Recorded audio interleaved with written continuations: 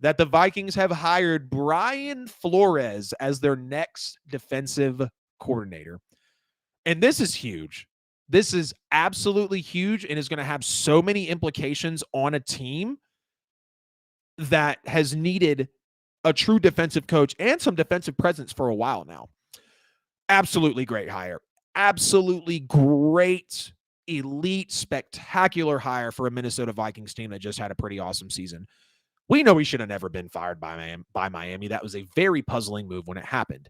He is a huge, huge players coach. People know that. He listens to his players. He's highly acclaimed around the league. He's very respected. And he was actually a finalist for the Cardinals head coaching job. The GM was talking directly with Brian Flores down in Alabama. Brian Flores spent almost a decade under Bill Belichick. He spent a season under Mike Tomlin. He was a head coach for the Dolphins. And again, he should have never, ever been fired at that point. I think the Dolphins, I don't remember, but Brian Flores, I think the Dolphins had 4 wins. Brian Flores basically came in, doubled the wins to 8. And then the next season, I think won 9 or 10 games and got fired. And obviously he was suing the league, assistant defensive coach for the Steelers. And then now he is hired by the Minnesota Vikings as defensive coordinator. Oh, man. Now, when you look at what he's really going to bring to Minnesota, aggressive play calling is really going to be ideal for the Vikings right now.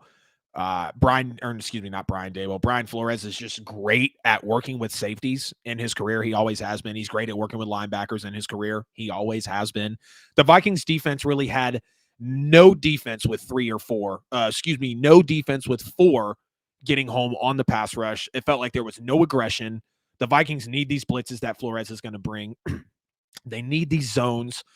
They need the zone blitzes. They need the delayed blitzes. They need the corner blitzes that are actually going to be brought to the table by Brian Flores. Holding Zadarius Smith and Danielle Hunter will be very, very vital if possible, so Brian Flores can come in and actually have that toolage between them and really put them to work in the multiple positions that they know that they can move around on the defensive line in.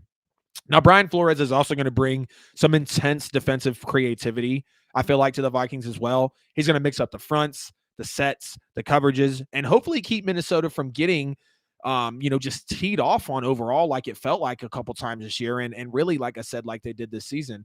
Now, the Vikings ran about 70% zones last year versus Flores in his final years with New England and in his time with Miami was not doing that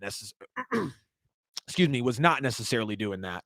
You had Andrew Booth Jr., Cameron Dantzler, and Caleb Evans are really staying healthy, them staying healthy is really going to be ideal, and that would be major since they have that real press man ability in the secondary, and Flores is going to bring that to Minnesota.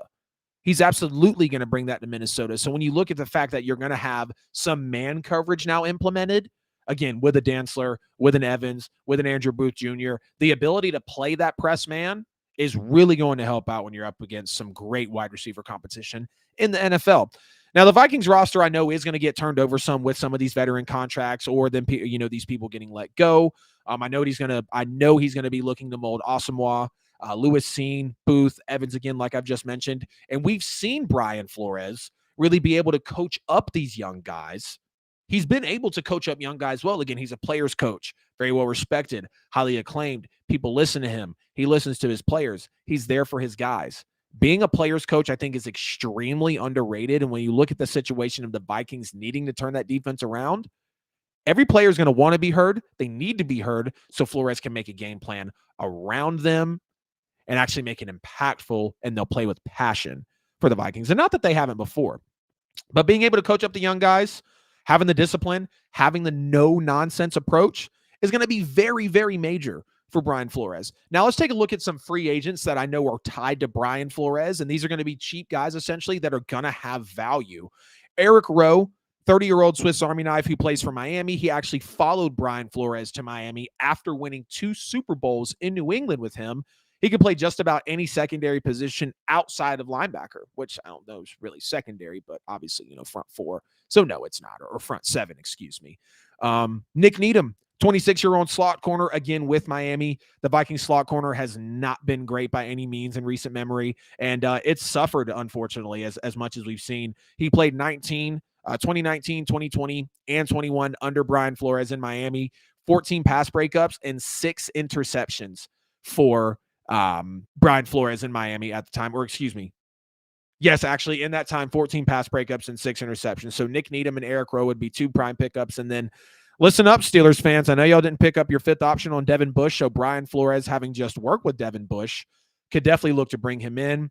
Again, they didn't take his 5th-year option, and he was disappointing thus far, being the 10th overall pick out of Michigan, I believe it was. 4 sacks and 2 interceptions in his 4 years in the NFL.